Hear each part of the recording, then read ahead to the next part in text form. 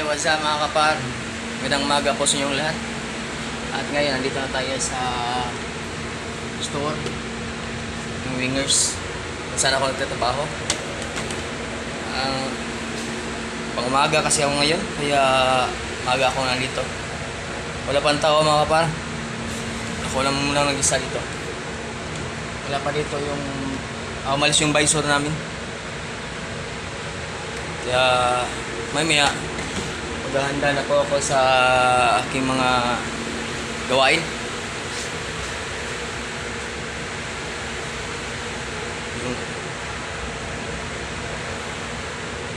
Ito yung area namin mga kapar.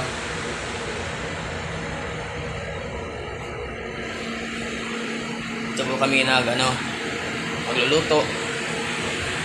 Ito yung sauce namin. Maya dadating na yung mga delivery namin, kaya maghahanda na ako ngayon. Ito yung place namin, kaya namin nilalagay yung mga sauce, ito mga namin yung singeriya namin mga bar. Ito yung singeriya namin, yung namin rice cooker.